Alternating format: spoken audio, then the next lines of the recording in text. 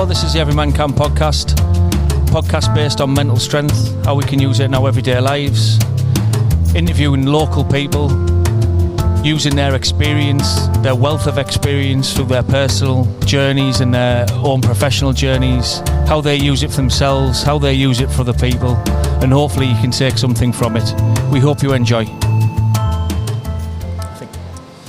Hello, this is Every Man Can Mental Strength podcast. Me, Richie, Matt, how are you doing? All right, you? Good, thank you. Not too bad. Bit of a shitty week, to be honest.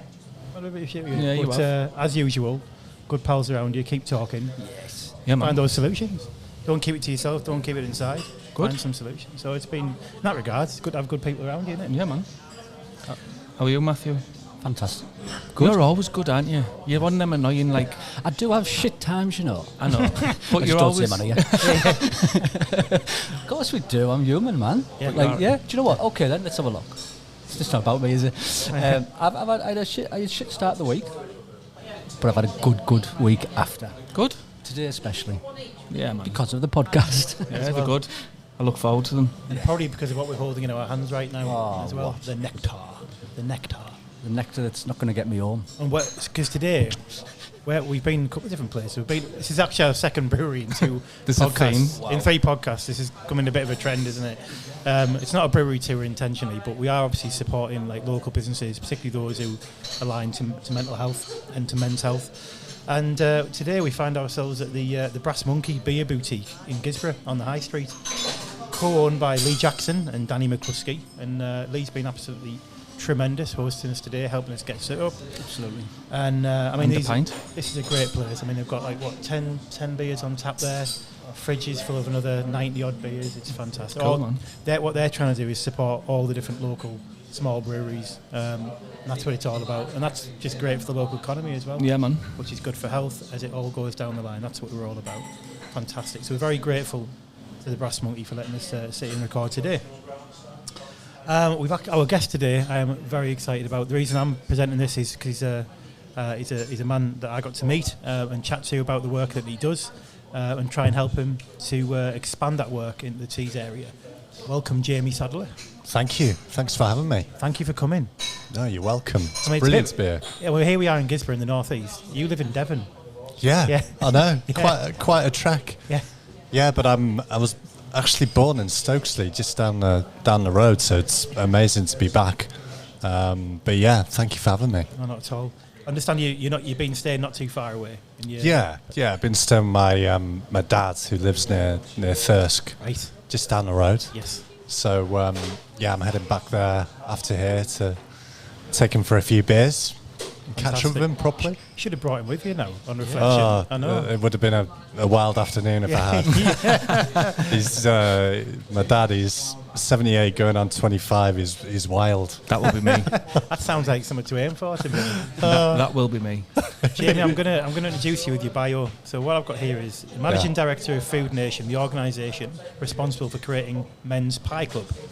You love all things food related, especially pies. I'm not convinced by that. You look a bit too lean to be loving all things food. Yeah. Men's Pie Club's overall goal is to improve men's mental health and well-being through increased social connectivity, which isn't about pies actually, or is it? We'll come to that. And your big, hairy, audacious goal is for MPC to be a household name across the UK, and you want to help as many blokes as you possibly can. Absolutely. Tell us a little bit about the background to Men's Pie Club. Pie Club. So, 2017, me and a workmate got together, an amazing woman called Tracy Hurd, who worked for the Men's Health Forum back in the day. I worked with her. Yeah. Yeah, she helped us to set up the men's champion training. She is absolutely brilliant. And we got our heads together because basically there was a call put out by Movember, the men's health charity, and they wanted ideas, new innovative ideas around social connectivity in blokes. So Tracy and I got our heads together and came up with the idea of Men's Pie Club. I think the night before I'd been watching Fight Club on the TV. Honestly, no word of a lie. So that did actually inspire me. I thought, okay, my background's food, passionate about food, health and well-being. I'd not worked in the mental health sector before, so I was very new to it. But I just thought, okay, what's going to bring guys together? What food do guys love? I love football. Obviously, go to the game, go to the borough, whatever. You always have a pie, and it just came to us basically. So Men's Pie Club was born. Pitched it to Movember. They said to us, yeah, like the idea. Go away and develop it, and that was 5-6 years ago now, and here we are. Wow. Movember, no small organisation. I mean, they're international, right? I mean, Yeah. For everything, as far as I can tell. Did they start in the UK? I don't know actually where they actually originated. Was it in Australia? They're started in Australia. Yeah. And but the call that they put out for ideas around what we're talking about went to Canada, Australia, and the UK. Good. And so they literally received loads of applications, well, loads of ideas, and they whittled it down. And I think there were 13 projects that they got behind and supported from Canada, Australia, and finally the UK. So they have been absolutely immense. They're an unreal organisation to work for. And they've supported us every step of the way to get Men's Pie Club to where it is today. Fantastic.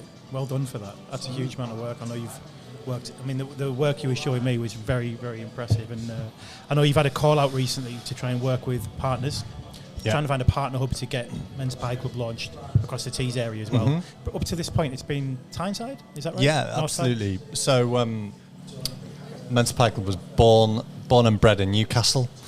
Opened our first club there. We're now in 10 different locations in the north of Tyne area, a few locations south of Tyne, and we've just launched in Leeds as well. Oh. So we're moving into Yorkshire. But something that we're really, really keen to do is to work in the Middlesbrough South Tees area. So obviously been working a little bit with yourself to try and find a hub partner to hopefully open clubs here, basically. So the aspiration, by the end of 2025, we want to have 40 clubs in the Northeast. Fantastic. Absolutely phenomenal. And we'll probably be chatting later on as well when it comes back to South Tees and looking at sort of getting, when they're ready to launch, come back to us, have a chat, and we'll let men know out there that they're going to be doing that. Brilliant, thank you. So you mentioned about social connectivity. Obviously, we're talking about mental strength. And those things, social connectivity, mental strength, what's that to you? Very simply, mental strength to me is having the tools to be able to equip yourself to deal with the challenges of everyday life. So having that emotional resilience, if you like, to be able to cope with everything that's thrown at you, basically. And I think depending who you are, your background, your age, your gender, we all have different levels of emotional resilience or mental strength.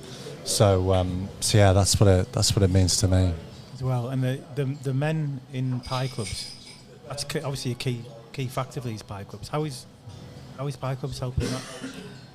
Say that again, Richie. Sorry. So with like mental strength and actually supporting men, social connectivity, how do men's pie clubs do that? Support men. So, Men's Pie Club is all about providing a really welcoming, warm space for our members, who we call pie men, by the way. Our pie men are our members. Really welcoming, open space where they feel really, really comfortable. So we talk a lot in terms of the work that we do about really creating, strong, friendly, male-friendly spaces. So that's something that's very much at the heart of Pie Club and everything that we're about. Quite a lot of work as well. I mean, I think if you got these clubs, if I was to come along to a club then, I hear about it, I come in, I think, I like pies, I'll come along. How do you advertise it? Are people coming there, it's just come and learn about make pies? Is that the angle, or is it actually, this is somewhere where blokes can get together and share the wars? Or I mean, basically, we use food or pies as a vehicle to attract guys, basically, to the clubs.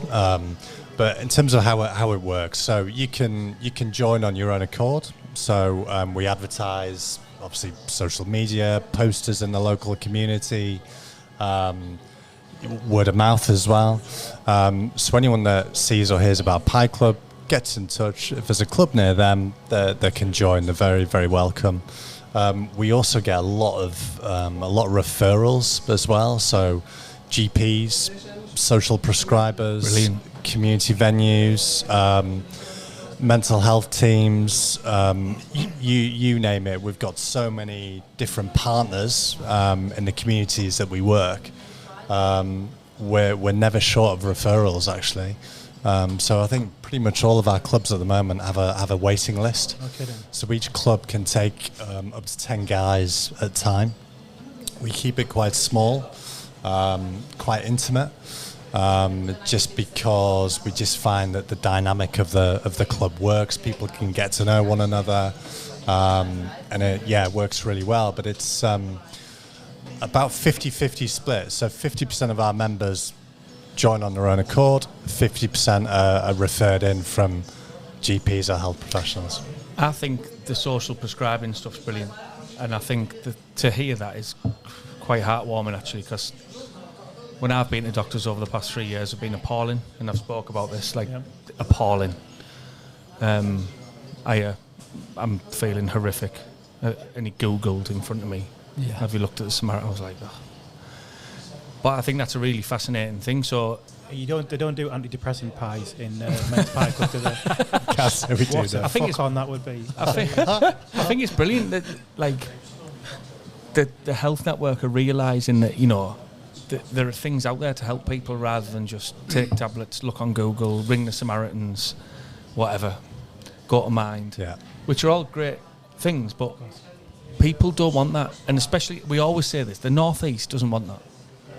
Blokes in the North East need interaction, and they need crack, and they need socialisation, and they need everything. Like you mentioned, the football.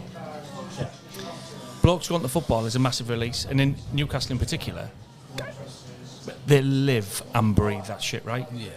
And they will, if they get beat, it's their life. So for me, the health world is looking at getting blokes socialised, because it's different dynamics, isn't it, in different areas of the country, I suppose. Mm-hmm. But up here, where we are, blokes just like crack and company and talking shit and eating food, and I think that is where it works so well. Yeah, and that's what it's about, providing that environment where guys can drop their shoulders, have a crack. Shoulders, Jesus. He's paused at the wrong moment there. And it's just a really, really chilled environment. And again, Pie Club's a weekly activity as well. So literally, depending which Pie Club it is, it's on every week, 7 till 8:30 or whatever time it is, without fail, apart from Christmas time.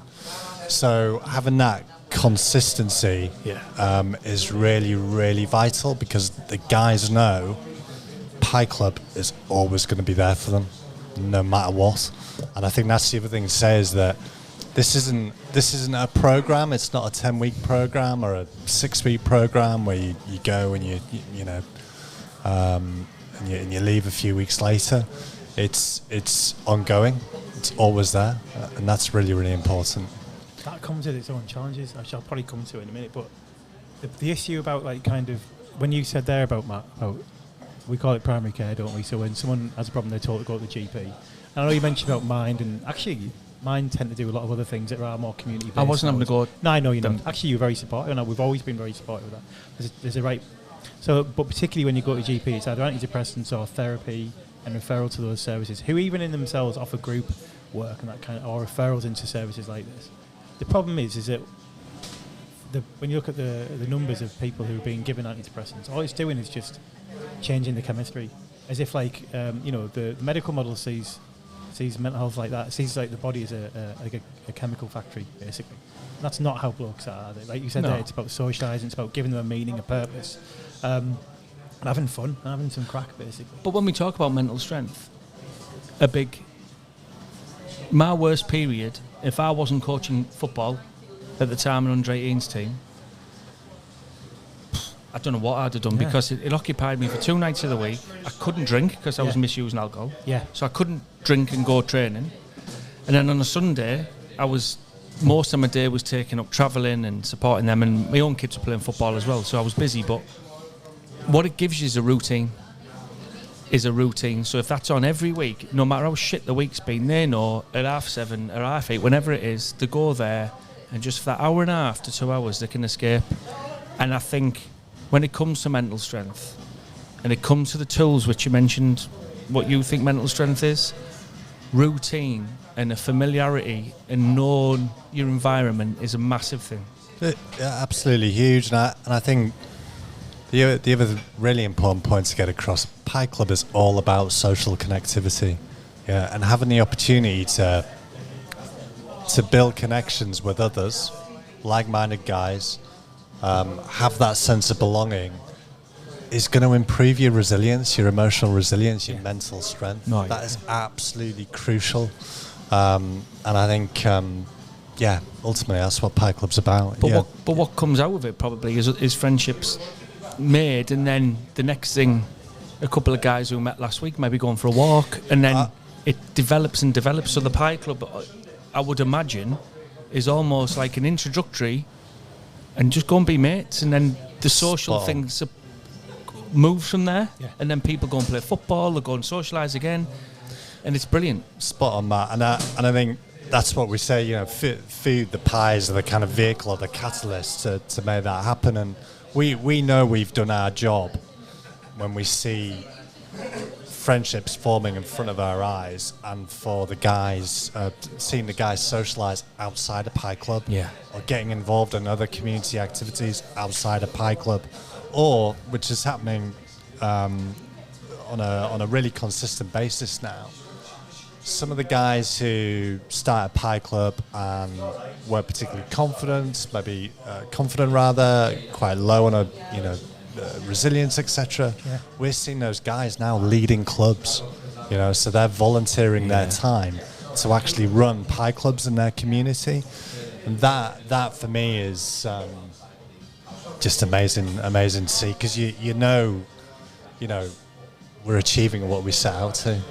Are they free? Do they cost? I mean, do people get charged to do them? How do you pay for the venue and the completely free? Yeah, completely free.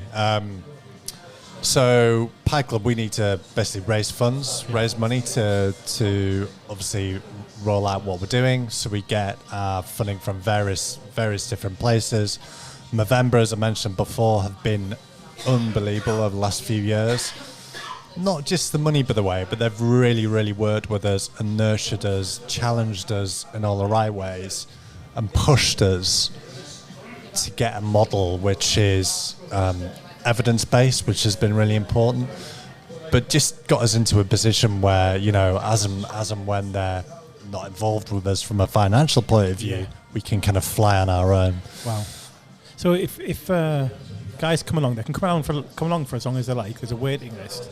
How do men tend to come and go from that then? Is it just that they're done with it, it's giving them what they need, and they just dip out, and then the next one starts in? Absolutely. Yeah. So, we've got some guys who I think have attended every single Pi Club for the last 5 years. quite literally.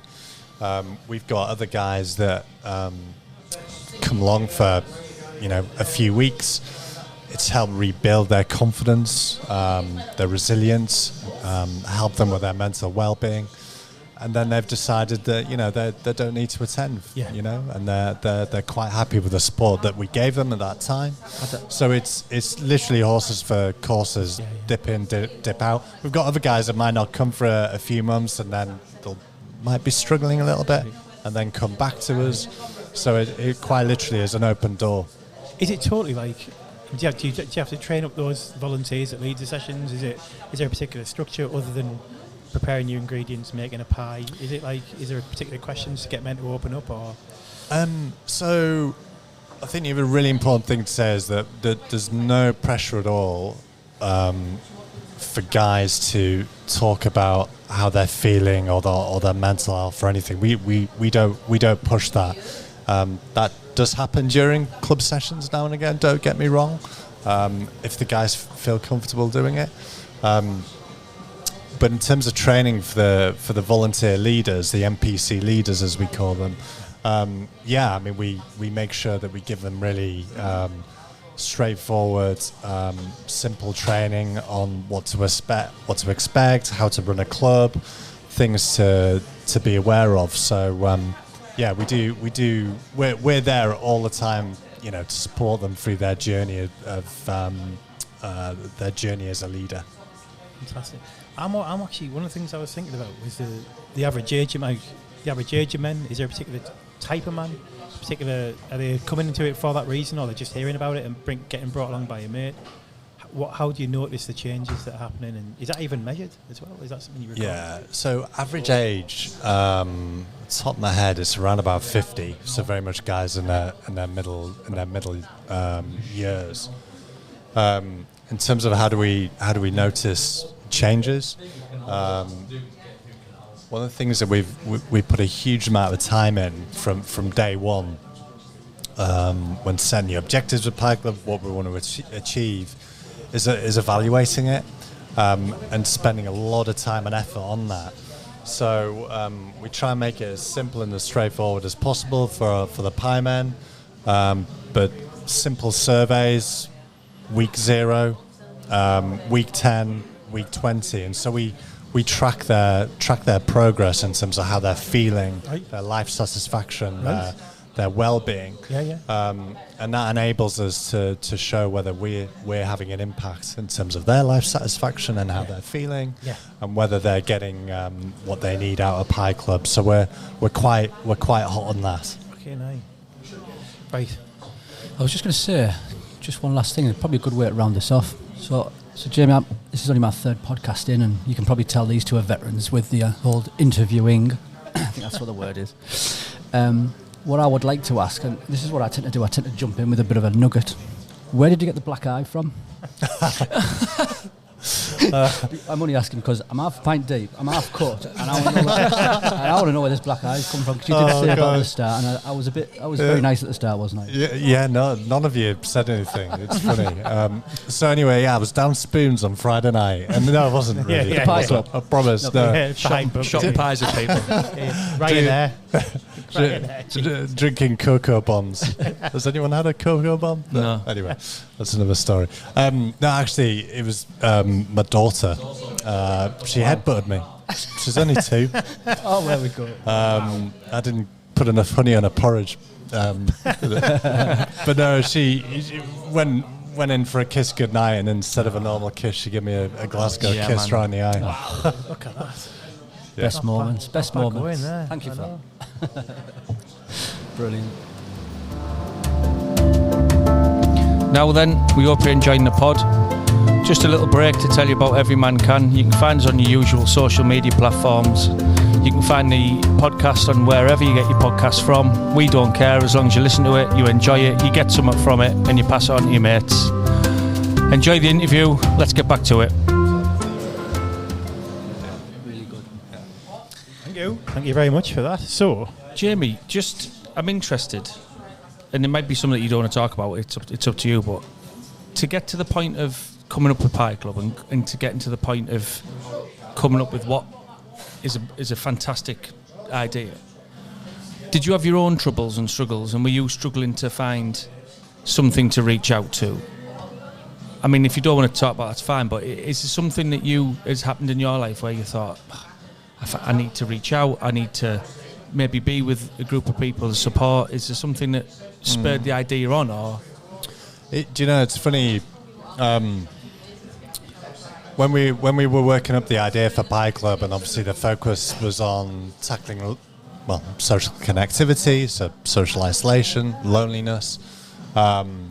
It's something that I'd not really spoken to anyone about at the time, but I do actually remember when I was 24, I'd just finished university, 23, and all of my mates moved away from Newcastle, and I can remember going through quite a dark time in my life. Actually, I was, and at the time I didn't want to admit it to anyone. I didn't even talk to family about it. But I was actually lonely. I was really, really lonely, and I found it. I was really confused at the time, and I didn't really know what to do about it. I didn't really want to talk to anyone about it because I thought, I was, guys are not, we don't do that. And I think back then, that's 15 odd years ago now. So there was less awareness about issues around loneliness. So it's funny going through the process of developing the idea of Pie Club. It was quite a strange one because as I was reading the research, reading about the problem and the issue, I was like thinking, right, that's what was happening. Recognising it to me myself. 15 odd years ago, and oh God, I reacted like that, and I didn't do this. So it's been quite a strange experience then developing Pie Club and realising that all those years later. But isn't it fascinating though that all them years later, you've been able to self-reflect, and by doing something so brilliant, it's probably helped yourself? Oh, I have. No, I'd say so. And then I guess the other ironic thing is that, Pie Club's been going 4 or 5 years now. And I think a lot's happened in those 4 or 5 years, as it has to all of us in terms of COVID and all the rest of it. But, again, I've had some significant challenges in my life where, again, I look at myself in terms of how I've reacted and comparing it to what I'm trying to encourage others to do. So, for example, make sure you invest in your friends and your family and really connect with them, because that is absolutely super important for your mental health. But there have been times where maybe, I like catch myself and I'm not doing that. Yeah. And I'm like, shit, this is weird.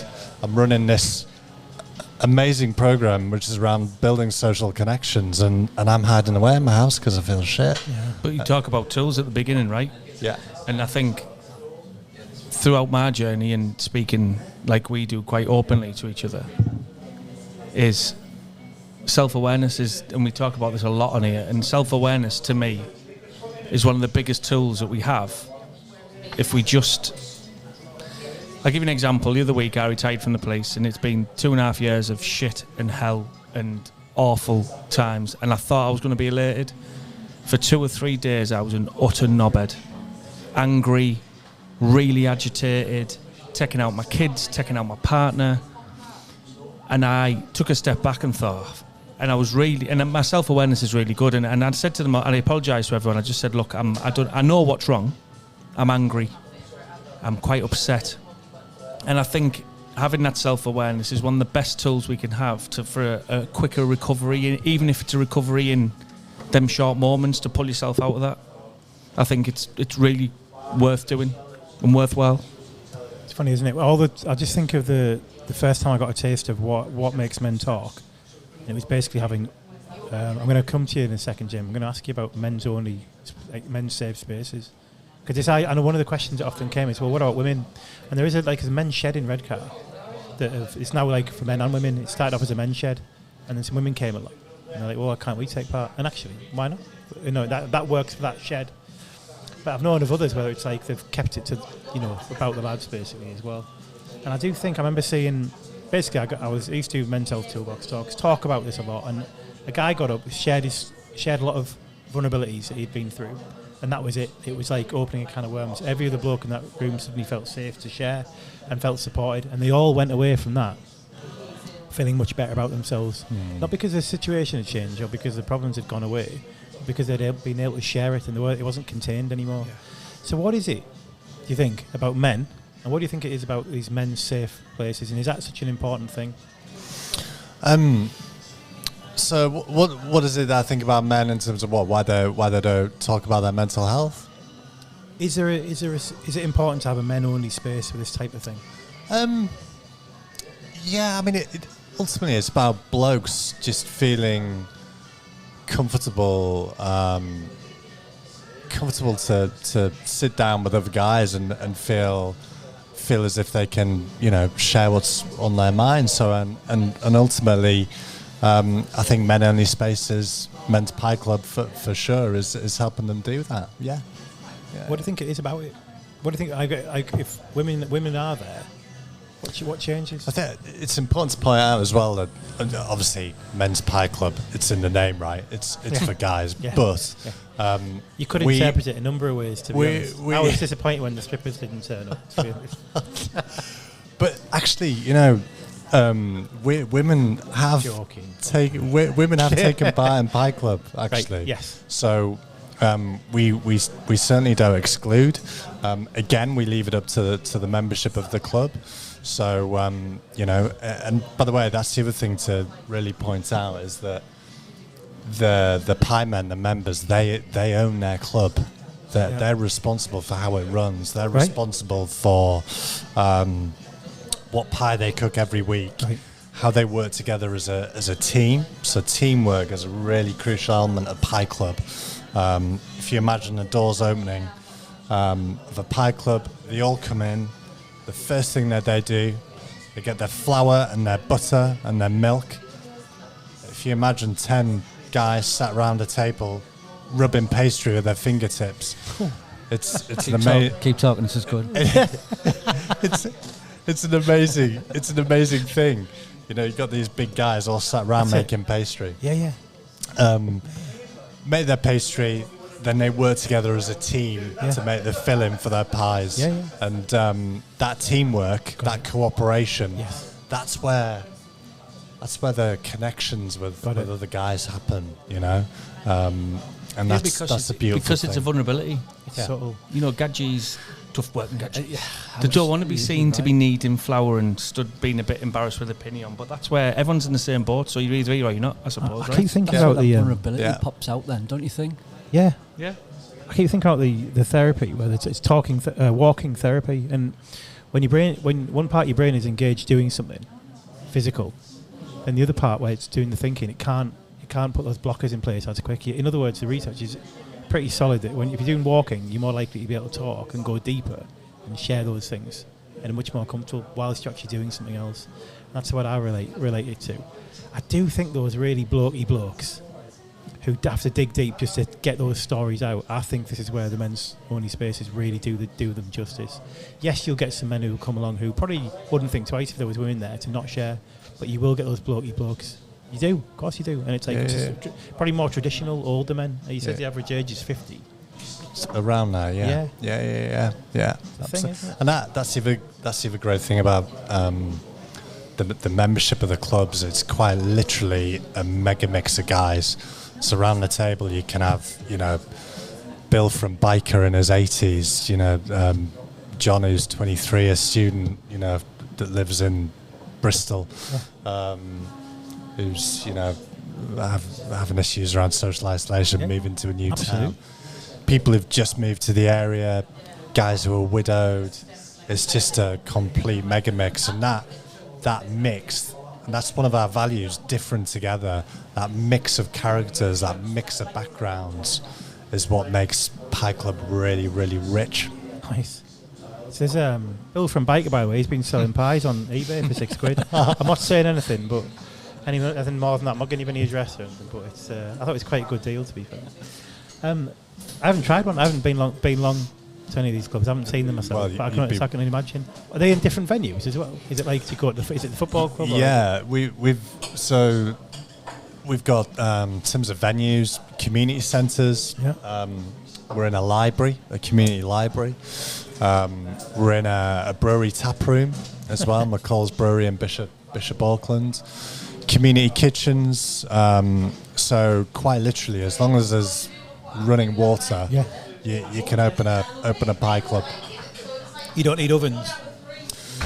We don't actually. I'm sure you'll all remember. You guys can remember the Breville toasty makers. Yeah, right. So basically, there's pie versions of those. Get 'em. So you can basically make a pie and cook it on a tabletop, and these little electric pie toasty makers. They're amazing. I didn't know that. Are your family constantly expecting to serve up pies? And Do you get are your family constantly expecting you to serve up pies? And they've got a certain standard. yeah. There's no pressure, but you're not sick of pies yet. I've made a few pies in my day. Actually, when we had to close the Pie Club during COVID, So obviously you can imagine, we all know the impact that COVID had on the social connectivity in communities across the UK. So what we actually did is we got a kitchen, and we literally baked pies by the dozen ourselves. Like I did, basically. Right. And we delivered them to every Pie Man's member's doorstep every week without fail. Brilliant. Without fail during COVID. It was only 5 minutes, but that act of giving them a pie and checking in, how you doing, just You haven't forgot about them. absolutely, yeah. And so, and that's the other thing, you know. These guys are members. They're part of something, and that's another key value for us. Like probably the most important one. That's pie men come first. Yeah. Yeah. I'm actually already just thinking about that. I'm thinking about the different support schemes that were out there during COVID. Do you think all these pie men still getting the pies? Yeah, That's awesome. but like you say, they've signed up for something, and It's a club. the fantastic side of it is you can't go out, you can't socialise, but we'll bring a pie to you, and I think that's really powerful. I think it's really good. Yeah. Really, really good. You mentioned there about you thought back to when you were 23, 24, I think you said, the difficulties you had then. Are you conscious yourself in your own life now about what you do to keep your head above water in terms of keeping yourself resilient, good well-being, whatever terminology you want to use? What do you do? What works for you, Jamie? What works for me? So something that's really, really important for me actually is exercise, physical activity. I think that link between being active and your mental health is really important for me, and I think that's the other thing. Stress is that's what works for me. Some Stevie guy D's just walked walking past. past the Sorry. window. Some guy just walked past with a Zimmer frame. Is it a Zimmer frame? He's got a cap on saying Stevie D. And he just stared at us. Every time I Moved say on. Stevie D, I'm going to say hello now. Sorry, Give him a we bye. were at a really good important stage. I know that. yeah. Sorry, Go no, on. yeah. Physical. that's What like type Burn of as well. exercise? He's heard about the everyman. I know, yeah. We already know you've got 9 kids, so no, I'm kidding. So so that's what works for me, and we're all we're all different. Yeah. Other things, social connections, investing in friends and family, absolutely crucial. And what else do I do? I've lost my train of thought. That guy with the Zimmer frames, he's completely completely thrown It's me. all right, don't worry about it. What type of physical activity are you doing? Exercise are you doing? Running, or is it like sport? Running, cycling, Yeah. various different things, anything to get me out of the house. And We like a bit of cycling. Yeah, and we've spoke about this before. It's and I go back to meditation again, and Right. I always mention it as people always think that meditating is, sat in silence like the Buddhas, but my meditation, cycling, walking, getting out with the dog, going up the hills or going to the beach or whatever that may be, and I think it's important, isn't it? It's really, really important that even when you're feeling at your worst, even if you do 25 minutes, half an hour, it's good. Yeah, no, definitely. And I think something else which is just in my nature as well, but trying to be kind to yourself is like really, really important, and not beating yourself up. And I think I find that just in life in general, I'm quite harsh on myself. And I need to learn not to be. I expect all of the work that I do, being a dad, being a good partner, and I do put quite a bit of pressure on myself, which can be quite difficult at times. I think that's everywhere.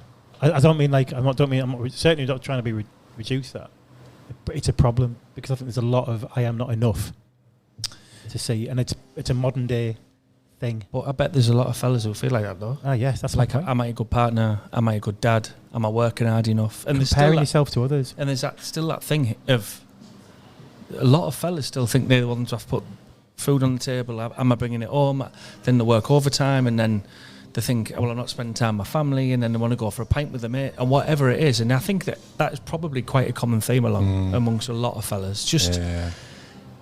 But social media doesn't help with that, right? Comparing ourselves with others and comparing ourselves with, look at these people's lives. It's bullshit. Yeah. It's bullshit. You know, I'm supporting a friend at the minute who's low.